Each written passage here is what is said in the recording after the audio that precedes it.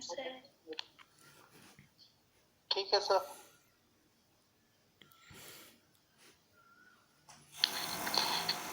नमस्ते सर। नमस्ते बेटा। आप लोग का सीजी स्कूल से हुआ लॉगिन कि दूसरे स्कूल से हुआ? सीजी से मैं सीजी से सर सीजी लिंक से हुआ। चलिए मेरा हो पा रहा है। सर टेंशन नहीं लेना है, ज्यादा से ज्यादा अति का भी तो अंत होता है। ज्यादा से ज्यादा 2 हफ्ता और परेशान करेगा, 2 या 3 हफ्ता तो आ जाएगा। पढ़ाई में पढ़ाई नुकसान नहीं होना चाहिए। बहुत बढ़िया, समझ में आ गया। चलिए, तो मैं कल आप लोगों को कहा था कि उसमें से कुछ बच्चे ही उन बातों को लिख करके भेजे, या कुछ लिखे भी होंगे, नहीं भेजे होंगे। 100 बच्चे के आसपास थे, लेकिन उनमें से चंद बच्चे ही भेजे। मैंने कहा था आपको अपना स्वयं का आत्म परिचय देना है। अगर चाहें तो आप मुझसे शेयर कर सकते हैं, मुझे भी बता सकते हैं।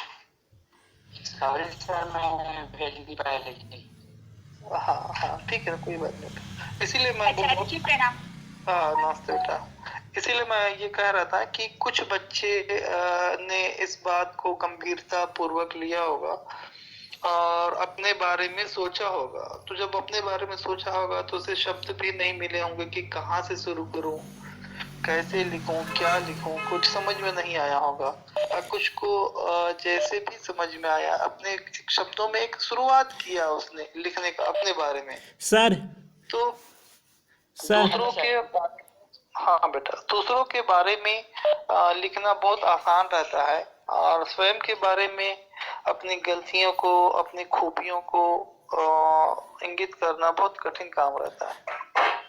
इसीलिए ये मुश्किल काम था कि कभी आपको, हम हमेशा दूसरों के ऊपर उंगली उठाते रहते हैं, दूसरों को बोलते रहते हैं। कभी अपने अंदर झांक करके अपने व्यक्तित्व के बारे में आपको लिखने का एक मौका मिला था। तो सर सर हाँ, क्या बोलते एक बात बोलूं, खुद का गलती क्यों नहीं दिखता ये बताइए मुझे। मतलब हमेशा हम सही बात बोलते हैं, मतलब दूसरों ऊपर हम लोग, मैं तो सबसे पहले अपने आप को पहले मानता हूँ, मेरी ये गलती है, पहले अपने आप गलती को स्वीकार। नारायण, देखो, हमेशा याद रखना, जैसे मैं कह रहा हूँ कि आप शालीनता से, धैर्य से, सार्थकता के साथ में कम शब्दों में अपनी बात को रखें, और कोशिश करें कि हम जो जरूरी बात है वो ही, देखो, धीरे धीरे अपने आप को इम्प्रूवमेंट करना है ना। हम बहुत सारे अनर्थक बातों को कह जाते हैं जो हमारे को जरूरत नहीं रहती। तो मैं आप लोगों को एक बता रहा हूँ, एक बात और मेरे भी दिमाग से ये बात गुजरा कि आप लोगों से अगर मैं पूछूं कि आपके क्लास में कौन बच्चा, हम नहीं जानते, बहुत सारे बच्चों का हम सिर्फ नाम जानते हैं, लेकिन मैंने एक काम दिया था। कुछ लोगों ने अलग अलग मना स्थिति सबकी रहती है, कोई ये सोचा होगा कि बेकार है, कोई भूल गया होगा, कोई गंभीरता से नहीं लिया होगा, कोई थोड़ी देर बैठा भी होगा लिखने के लिए अपने बारे में, तो उसको समझ में नहीं आया होगा। अब कुछ लोगों ने लिखा, अब कुछ लोगों ने बहुत अच्छा लिखा। तो जो बहुत अच्छा लिखा, इसका मतलब वो लोग नियमित रूप से कोई भी काम को जब दिया जाता है तो उनको करने के वो लोग आदी रहते हैं। आपको जब भी कोई काम मिले उसे तुरंत कर देना चाहिए। एक कहावत है, आज करे सो कल कर, कल करे सो परसों, अभी इतनी जल्दी क्या है, जिंदगी पड़ी है बरसों। इस कहावत पे जो चलते हैं वो लोग कुछ नहीं कर पाते हैं, और इस कहावत पे चलने वाले लोग कुछ पा भी नहीं सकते, क्योंकि काम टालने का आदत हो जाता है उनका। और आपको जो भी काम, ऐसा नहीं कि मेरा काम, वो मेरा काम नहीं था, वो आपका स्वयं का काम था, आपको आत्मावलोकन करना था। तो यहाँ पर भी पाठ में वो कवि अपने कविता के माध्यम से अपना आत्मावलोकन वो कर रहे हैं, और हमें बता रहे थे कि किस प्रकार से अपने लिए वो चिंतन कर रहे थे। तो कुछ बच्चों लोग की बुद्धि लब्धि, जिसे आईक्यू बोलते हैं, अंग्रेजी में आईक्यू लेवल बोलते हैं, जिसको हिंदी में बुद्धि लब्धि कहा जाता है, वो बहुत तेज रहता है। तो क्या ऐसा कारण है कि कुछ लोग होशियार होते हैं, कुछ लोग कम होशियार होते हैं? तो उसका जो सबसे बड़ा कारण जो है, तो वो है, जो होशियार रहते हैं वो किसी भी चीजों को गंभीरता पूर्वक सुनते हैं, उसको मनन करते हैं, उसको एक बार रिवीजन करते हैं मन में। एक और बात है, कहावत है कि करत करत अभ्यास के जड़ मत होत सुजान। मतलब अगर कोई लगातार अभ्यास करते रहेगा तो वो अगर नहीं भी जानता है, कम होशियार है, तो भी होशियार हो सकता है। तो यहाँ पे अगर किसी को लगता है कि मैं कम होशियार हूँ, तो वो अभ्यास करते रहे और अभ्यास करते करते भी वो उसमें पारंगत हो सकता है।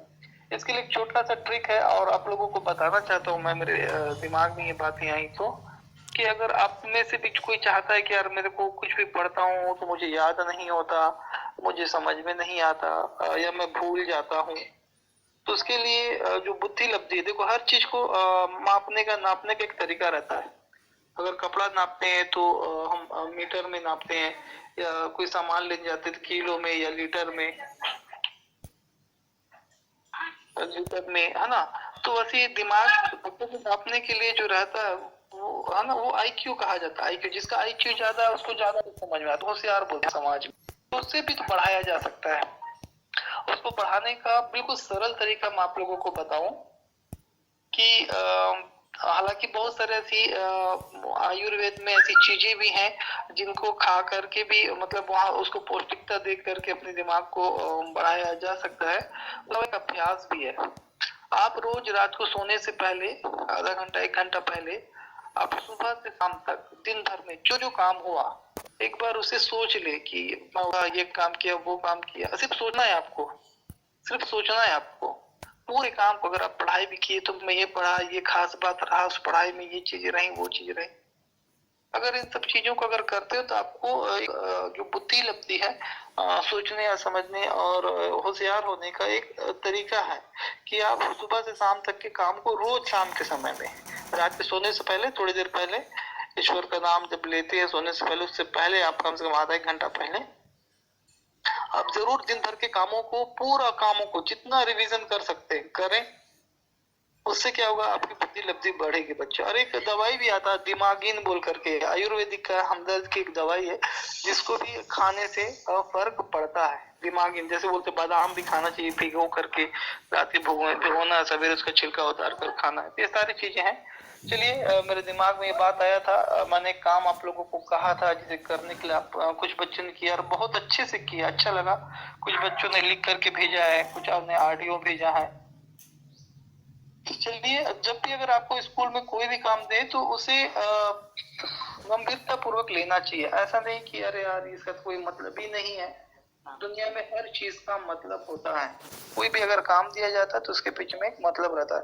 तो वो आपके काम का चीज था, आपके मतलब का चीज था, आपकी योग्यता बढ़ाने वाली चीजें थी, लेकिन आप में बहुत सारे बच्चों ने इसे गंभीरता पूर्वक नहीं लिया। लेना चाहिए कोई भी अगर आपको कहता है तो। चलिए, हो सकता है कि बहुत सारे बच्चे नहीं भेजे हों या भेजे हों या नहीं सुने हों।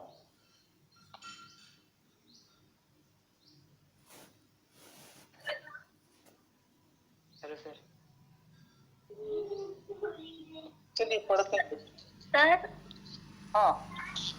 जो हम पढ़े रहते हैं उसे रिवीजन करते हैं, उसी तरह जो दिन में काम करे रहते हैं उसे रात को सोचने के लिए बोल रहे हैं। हाँ, रात करने बोल रहा था मैं कि रात के सोने से पहले 1 घंटा पहले अगर आप उसका रिवीजन करते हैं तो आपको फायदा होगा। डेली करने का एक आदत बना लें, उससे फायदा होगा। ठीक है, जो भी काम कितने दिन तक याद रहता है? नहीं, रोज का रोज। जैसे आज से शुरू करेंगे तो आज सुबह से शाम तक आपने कौन कौन से काम किया, उन कामों को सोचना है, बस सोचना, रिवीजन करना है दिमाग में। अगर पढ़ाई करे हैं, घूमे हैं, कहीं गए हैं, क्या चीज खास हुआ है, हर चीज। ठीक है, चलिए पाठ को देखते हैं बच्चों। आत्म परिचय पाठ है और जो इसके जो कवि हैं वो हरिवंश राय बच्चन है और उन्होंने बहुत अच्छा एक आत्म परिचय में गीत के माध्यम से अपने स्वयं के प्रेम को परिभाषित किए हैं। और वो कहते हैं, मैं पहले जो 8 लाइन का जो पद है, मैं जग जीवन का भार लिए फिरता हूँ, फिर भी जीवन में प्यार लिए फिरता हूँ, कर दिया किसी ने झंकृत जिनको छूकर, मैं सांसों के 2 तार लिए फिरता हूँ। यहाँ पे कवि जो कह रहे हैं कि मेरे ऊपर जो संसार की जिम्मेदारी है, परिवार की जिम्मेदारी है, और सब दायित्व को मैं कर रहा हूँ, लेकिन वो मेरे ऊपर भार है, भार के समान है। मैं कर्तव्य और जिम्मेदारी का एक भार को लेकर के अपना जिंदगी को जी रहा हूँ। फिर भी मेरे जीवन में अपने दिल में मैं किसी का प्यार भी रखा हूँ, और जो वो मेरे सांसों के तारों को छू लेती है, वो मुझे स्पर्श कर लेती है, तो मेरे जो दिल में है वो प्रेम की एक झंकार, प्रेम का संगीत बज उठता है। आगे वो कहते हैं, मैं स्नेह सुरा का पान किया करता हूँ, मैं कभी ना जग का ध्यान किया करता हूँ। जग पूछ रहा उनको जो जग की गाती, मैं अपने मन का गान किया करता हूँ। तो यहाँ पर एक बच्चे ने कल प्रश्न भी किया था, मैं स्नेह सुरा का पान किया करता हूँ, मतलब स्नेह सुरा का बोले इसलिए बोले कि प्रेम को साथ में मदिरा के साथ में जोड़ दिया गया है यहाँ पे। तो इसका मतलब ये होता है कि जब आदमी प्रेम रूपी मदिरा का जब सेवन करता है ना, तो प्रेम के नशे में डूब जाता है। यहाँ पे प्रेम के नशा, सुरा मतलब शराब हुआ यहाँ पे, तो उसके नशे में डूब जाना को उन्होंने यहाँ पे कहा है। ठीक है, अगर सुधा अगर कह देता तो प्रेम हो जाता, तो प्रेम के पान किया, तो वहां पर ये शब्द उनको नहीं जम रहा था, यह सार्थक नहीं लगा। तो क्योंकि वो प्रेम एक ऐसा नशा है जो शराब के नशे से भी बढ़ करके होता है। उसको अपनी आगे बातों में वो बताते हैं कि मैं प्रेम रूपी नशे में क्या हुआ, डूब गया हूँ, मुझे प्रेम हो गया, लोग मुझे पागल बोल रहे हैं, दीवाना बोल रहे हैं। मैं कभी न जग का ध्यान के, मेरे को दुनिया से कोई मतलब नहीं है, मुझे संसार से कोई मतलब नहीं है, मैं अपने प्रेम में ही डूबा हूँ। फिर आगे जब पूछ रहा हूँ उनको जो जग की गाते हैं, तो दुनिया में उसी पूछा जाता है, तो दुनिया वाले की फिक्र करते हैं। संसार में उन्हीं लोगों का गुणगान किया जाता है, उन्हीं लोगों का सम्मान किया जाता है जो संसार के लोगों की मदद करते, तारीफ करते, उनकी हेल्प करते हैं। और वो कहते हैं मैं अपने मन का गान करता हूँ, मैं अपने मन में जो प्रेम भावना है उसी को गाते हुए घूमते हुए मस्त हूँ। आगे वो कहते हैं, मैं निज उर के उद्गार लिए फिरता हूँ, मैं निज उर के उपहार लिए फिरता हूँ। है यह अपूर्ण संसार न मुझको भाता, मैं स्वप्नों का संसार लिए फिरता हूँ। तो यहाँ पे फिर कवि बहुत अच्छी बात कर रहे हैं। हरिवंश राय बच्चन जी वो बोलते हैं कि मैं अपने हृदय में प्रेम का भाव लिए फिरता हूँ, मैं निज उर में उद्गार लिए, मैं अपने दिल में क्या लिए, प्रेम का भाव को लिए फिर रहा हूँ।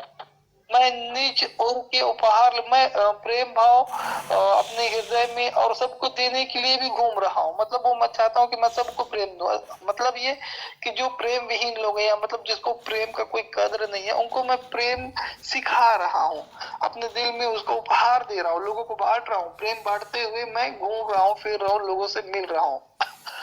है यह अपूर्ण संसार ना मुझको भाता, यहाँ पर वो बोल रहे हैं कि संसार अपूर्ण है, मतलब पूर्ण नहीं है, मुझे अच्छा नहीं लगता है। क्यों अच्छा नहीं लगता, बोलते मैं स्वप्नों का संसार लिए फिरता हूँ, क्योंकि मैं अपने जो सपनों के संसार में, प्रेम के संसार में जो चाहता हूँ, वैसा मुझे ये संसार दिखाई नहीं दे रहा है। संसार के लोग निर्दयी है, वो प्रेम को उतना ज्यादा महत्व नहीं दे रहे हैं, वो अपने जीवन को बगैर प्रेम के भी जीना चाह रहे हैं।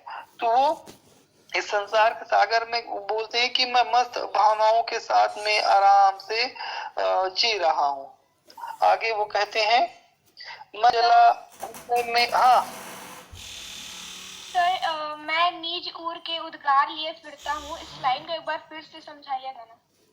हाँ सर एक बार स्टार्टिंग से इसी पैराग्राफ को हाँ उसी को, ठीक है बेटा, फर्स्ट लाइन। हाँ ठीक है। मैं निज उर मतलब क्या होता है, कोई बताएगा? उर मतलब बहुत बढ़िया, मैं अपना हृदय को लेकर के घूम रहा हूँ, मैं अपना हृदय को लेकर के घूम रहा हूँ। अब कोई हृदय को लेकर घूम रहा है, मतलब वो प्रेम को लेकर के घूम रहा है। ठीक है, मैं निज उर के उद्गार लिए फिरता हूँ, मतलब मैं दिल में जो मेरे प्रेम का उद्गार निकल रहा है, जो प्रेम, उसको लेकर के मैं घूम रहा हूँ। अच्छा, क्यों घूम रहे हैं? अगली पंक्ति में बोलते हैं मैं निज, निज मतलब अपना दिल के लिए, मैं अपने दिल के उपहार लिए फिरता हूँ। मैं अपने दिल का जो प्रेम भाव है वो हृदय में सबको देने के लिए घूम रहा हूँ, उपहार के रूप में दे रहा हूँ, मतलब प्रेम बांटते हुए मैं घूम रहा हूँ। ठीक है, फिर से यहाँ पे वो बोलते हैं, कवि हरिवंश राय बच्चन कहते हैं, मैं अपने हृदय के जो प्रेम भाव है उसको ले करके घूम रहा हूँ, फिर रहा हूँ, और ये जो मेरा जो प्रेम भाव है मैं उसको सबको उपहार के रूप में देने के लिए घूम रहा हूँ, फिर रहा हूँ। परंतु है, मतलब उसके बाद वो कहते हैं कि ये जो संसार है अपूर्ण है, अपूर्ण संसार न मुझको भाता, ये संसार अपूर्ण है। मतलब अपूर्ण इसलिए कहा कि उनको लगता है कि संसार में प्रेम नहीं है, यहाँ पे लोगों को किसी की कद्र नहीं है, प्रेम की कोई कद्र नहीं करता, इसीलिए उन्होंने अपूर्ण संसार कहा है ना। इसलिए वो उन्हें कहते हैं कि मुझे ये संसार अच्छा नहीं लगता क्योंकि इनको प्रेम की कद्र नहीं है।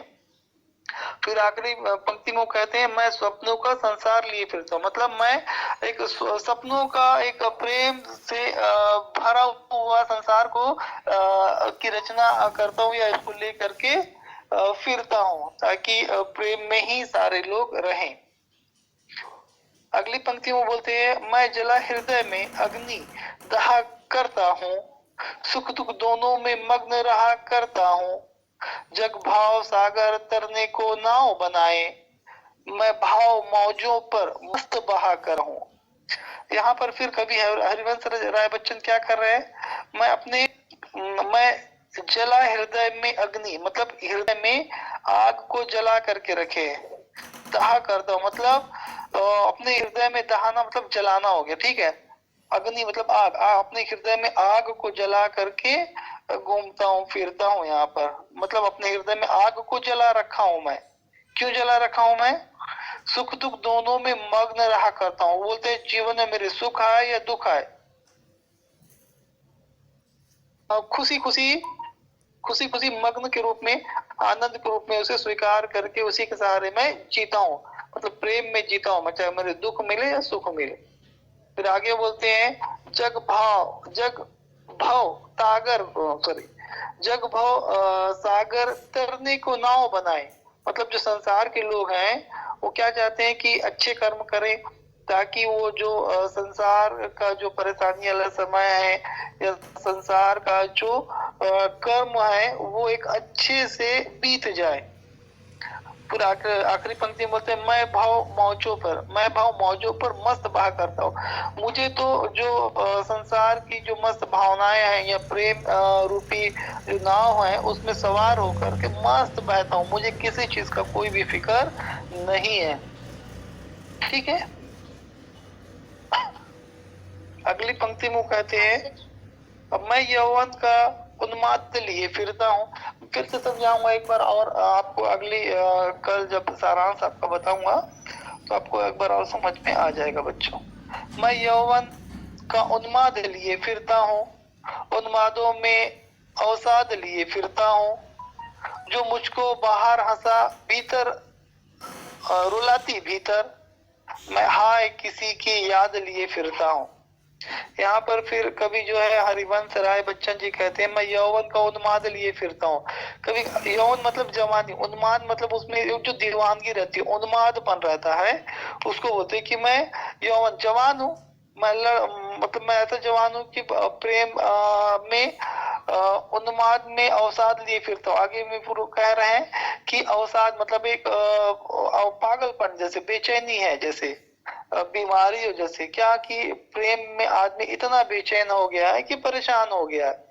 बोले मैं जवानी के में प्रेम में इस कदर दीवाना हो गया हूँ, दीवानगी के साथ में घूम रहा हूँ फिर रहा हूँ कि जो मुझे जो जिसको मैं चाहता हूँ उसको नहीं मिलने से मैं बेचैन हो गया, मैं पागल के जैसे हो गया, मुझे पागलपन आ गया है। फिर आगे वो कहते हैं जो मुझको बाहर हंसा भीतर रुलाती भीतर, मतलब वो जिनको चाहते हैं, जिसके प्रिय के वियोग में या जिनको वो चाहते हैं वो उसको नहीं मिल पाती है, तो कवि यहाँ पे क्या बोल रहे हैं, वो मुझको बाहर हंसा रही है, लेकिन अंदर ही अंदर रुला रही है। निराश हूँ मैं, हताश हूँ, दुख हूँ, परेशान हूँ मैं कि वो मुझसे नहीं मिल पा रही है। फिर अगली पंक्ति में बोलते हैं, मैं हाय किसी की याद लिए फिरता हूँ। फिर कभी यहाँ पे बोल रहे कि मैं जिसे प्रेम करता हूँ उसको पाने के लिए अंदर ही अंदर मैं रो रहा हूँ और उसी की याद को मैं ढूंढ रहा हूँ। लेकिन संसार के लोगों से जब मेरा सामना होता है, उनसे मिलता हूँ, तो मुझे हंस करके मिलना पड़ता है। उनको ये दिखाना नहीं पड़ता कि मैं अंदर ही अंदर दुखी हूँ या परेशान हूँ। तो यहाँ पे फिर से पूरी लाइन का एक बार और अर्थ देख लें बच्चों। कवि हरिवंश राय बच्चन जो कहते हैं कि मैं जवान हूँ, जवानी की जो प्रेम है उसका उन्माद में मैं या दीवानगी में मैं घूम रहा हूँ, फिर रहा हूँ। और जो मेरी जो प्रिय है, जिसे मैं प्रेम करता हूँ, वो मुझसे नहीं मिलने के कारण क्या हो गया, उसके वियोग के कारण क्या हुआ कि मैं बहुत ज्यादा परेशान हो गया हूँ, हताश हो गया हूँ, निराश हो गया हूँ। और जब मैं दुनिया से मिलता हूँ तो दुनिया से मुझे हंस हंस के मिलना पड़ता है, लेकिन अंदर ही अंदर में मैं उसके लिए दुखी हूँ, उसके लिए अंदर ही अंदर रो रहा हूँ, परेशान हूँ और उसी की याद को लिए हुए फिर रहा हूँ। आगे वो कहते हैं, कर यत्न मिटे सब सत्य किसी ने जाना, नादान वही है हाय जहाँ पर दाना। फिर मूड न क्या जग जो इस पर भी सीखे, मैं सीख रहा हूँ सीखा ज्ञान भुलाना। यहाँ पर कवि हरिवंश राय बच्चन बहुत सारी बातों को फिर कह रहे हैं बच्चों, और वो कहते कर यत्न मिटे सब। वो बोल रहे हैं कि संसार के लोगों को ऐसा मेहनत कर, सत्य किसी ने जाना, मतलब हम संसार के लोगों को जानने का जो प्रयास कर रहे हैं, लेकिन अगर हम इनको अगर जान गए, अगर किसी ने सत्य को जान लिया है ना, तो सत्य को अगर कोई जान लेता है, नादान वही है जहाँ पर दाना, दाना मतलब होगा होशियार, दाना मतलब होगा ऐसा व्यक्ति जो सब कुछ जानता है।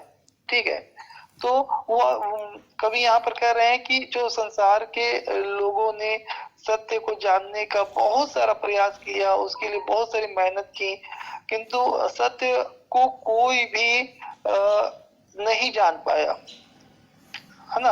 और अफसोस इस बात का है कि जो होशियार लोग हैं, जो होशियार लोग रहते हैं, वही नादान लोग हैं। क्योंकि जो ज्यादा होशियारी करता है वो आपको मालूम है कि एक ना एक दिन परेशानी में फंस जाता है। तो नादान जो ज्यादा होशियार लोग हैं वही लोग नादान हैं। इसका मतलब होता है कि यहाँ पर वो कह रहे हैं कि जिसके पास धन है, संपत्ति है, सारी चीजें हैं, लेकिन वो लोग क्या चाह रहे हैं, अपना स्वार्थ सिद्ध करने में लगे हैं। स्वार्थ मतलब अपने रुपए पैसे को ही बनाने में लगे हैं। और सत्य क्या है, ईश्वर को चाहना। सत्य क्या है, ईश्वर को प्राप्त करना। उसको छोड़ करके वो रुपए पैसे धन संपत्ति को जमा करने के लिए लगे हैं।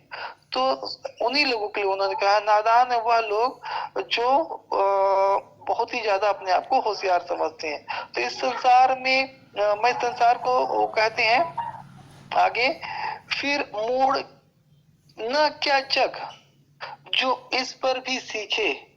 मतलब उसके बाद बोलते हैं कि जो संसार के लोगों को बोलते हैं कि मैं मूर्ख क्यों ना कहूं, क्यों ना कहूं, क्योंकि जो स्वयं निस्वार्थ भाव से जहाँ पर जो चीज सीखने की चीजें हैं, सत्य को सीखने की जो चीजें हैं, जो चीज निस्वार्थ भाव से सीखना है, जहाँ पे स्वार्थ की जरूरत नहीं है, वहां पर मैं सीख रहा हूँ सीखा ज्ञान भुलाना। मैं ऐसी चीजें, सांसारिक चीज सीख रहा हूँ जिसमें मैं दूसरी चीजें भुला दूंगा। मतलब वो कहते हैं कि जो मैं संसार का जो ज्ञान सीखा था वो सारी चीज मैं भूल रहा हूँ। तो यहाँ पर फिर से इसका पूरा अर्थ देख लें बच्चों कि कवि हरिवंश राय बच्चन कहते हैं कि संसार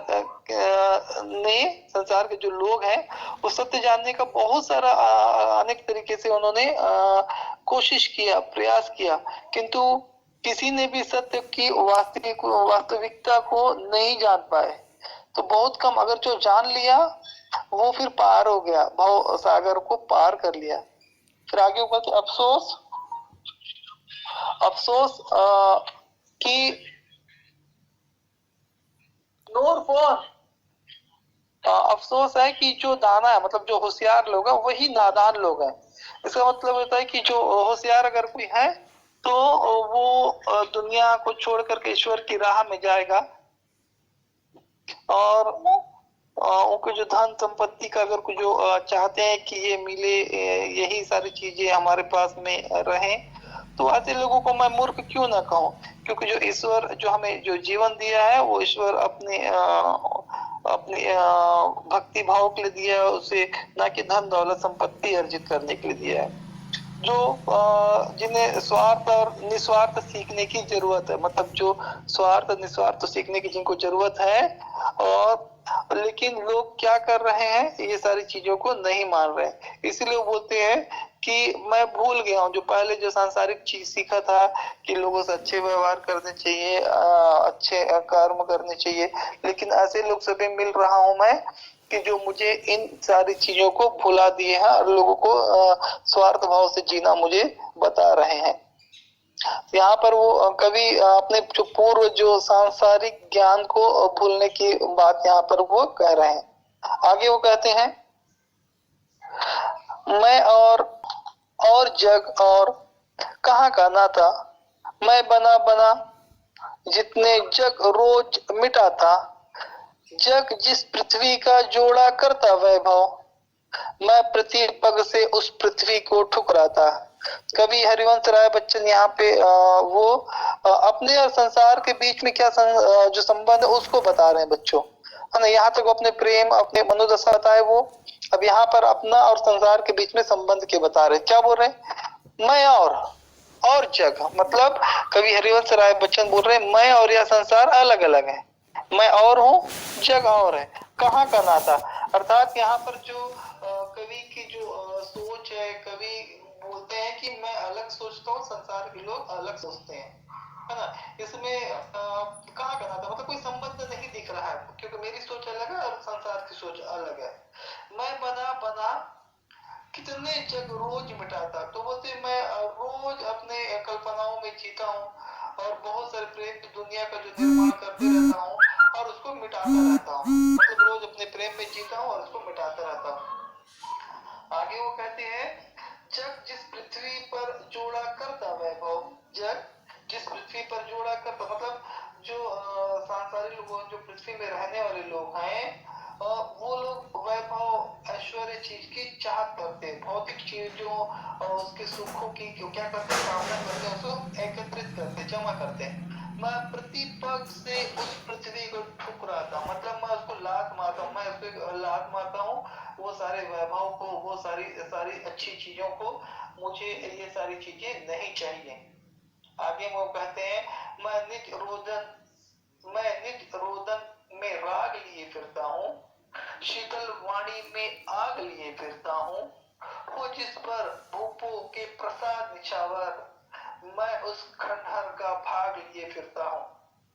फिर कवि हरिवंश राय बच्चन क्या कर रहे हैं, मैं निज रोदन में रोदन मतलब रोदना, मतलब रोदन मतलब एक रोना, विलाप करना, तो बोलते हैं मैं अपने जो प्रेम में एक रुदान कर रहा हूँ। काव्यांश को एक बार फिर से बताइए। हाँ पूरा बता दूंगा बेटा, मैं अभी समय एक्स्ट्रा हो गया, इसको बता के यहाँ पर खत्म करूंगा, फिर से मैं कल एक बार और सारे को रिवीजन करूंगा, ठीक है बेटा। जी सर। इसको सुन लें क्योंकि समय अधिक हो गया है, और इसके बाद में मैं कल इसको फिर से पूरा कई बार पढ़ाऊंगा, पूरा कई बार और, ठीक है। तो कवि अपने प्रेम पूरा ऊपर से ही बता देता हूँ। कवि जो है हरिवंश राय बच्चन बोल रहे हैं, मैं अलग हूँ, ये संसार अलग है, क्योंकि मेरी सोच अलग है, संसार की सोच अलग है। इसलिए वो कहते हैं कि मैं बना बना रोज, मतलब मैं रोज अपने ख्वाबों को बनाता हूँ, रोज अपनी कल्पनाओं को बनाता हूँ और उसको मिटा देता हूँ, रोज एक सोचता हूँ ऐसा करूँगा वैसा करूँगा, फिर रोज उसको मिटा देता हूँ।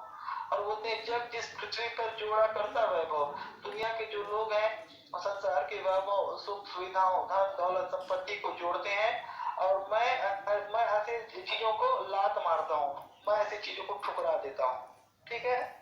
आगे वो कहते हैं, मैं निज रोजन में राग लिए करता हूँ, मैं अपने प्रेम में एक रोना, एक दुखी वाला भाव लेकर के फिरते रहता हूँ, है ना।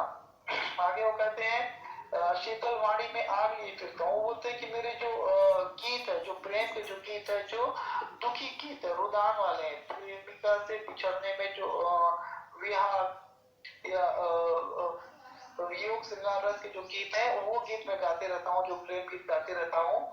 लेकिन उस गीत में क्या बोलूं मैं, शीतल वाणी में आगे ये फिरता हूँ, मतलब ऐसा गीत है मेरा जिसमें एक आग है, एक ऊर्जा है, एक गर्माहट है। गर्माहट मतलब ये कि उसमें लोगों के लिए संदेश भी है। और आगे वो बोलते हैं, वो जिस पर भूपों के प्रसाद निछावर, या प्रसाद मतलब महल होता है बच्चों, है ना। प्राम्याक मात्रा साम्याक प्रसाद प्रसाद, या प्रसाद मतलब महल होता है। क्या बोलते हैं कि वो प्रेम में जो राजा महाराजाओं ने अपने जो महलों को भी निछावर की कर दिए, है ना। मैं प्रेम के लिए उसी जो खंडहर में घूम रहा हूँ, कि जो लोग अपने प्रेम के लिए अपने राजमहल महल को छोड़ दिए और वो खंडहर हो गया, मैं वहीं पे अपने प्रेम को पाने के लिए घूम रहा हूँ, फिर रहा हूँ। यहाँ पर बहुत सारे जैसे शीतल वाणी में आग लिए फिरता हूँ, ऐसा जैसे कह रहे हैं। तो शीतल वाणी ठंडी वाणी और आग उसका अपोजिट है। यहाँ पर बहुत सारे विरोधाभास अलंकार का भी प्रयोग हुआ है। तो कल इसके बारे में और एक पद और बच गया, पुनरावृत्ति इसका करूंगा और सभी को एक बार और समझाऊंगा। ठीक है बच्चों, अगर आप लोग अगर खाली सुन भी लेते हैं तो कुछ तो समझ में आपको आ जाएगा। अगर पुस्तक है तो आप एक बार पढ़ लें, तो उसको आप पढ़ लेंगे तो उससे समझ में आपको आ जाएगा। और जो मैं तरीका बताया हूँ कि आपको जो पढ़ाया गया 5 मिनट या 10 मिनट बंद करके आंख चुपचाप से ये सोच लें कि सर आज इस पाठ के संबंध में क्या क्या बातें बताए हैं, तो आपको याद करने में बहुत आसान हो। बहुत बहुत शुक्रिया बच्चों, अभी आप पढ़े तो सभी को ये इसके बाद में मेरे 10वीं की क्लास में बहुत सारे बच्चे आते हैं, लेकिन कुछ बच्चे नहीं भी आते हैं। तो स्वागत है उस क्लास में भी कि आप लोग आए और बहुत सारी बातें सीखने को मिलेंगी। तो स्वागत है सभी का, आइए जी।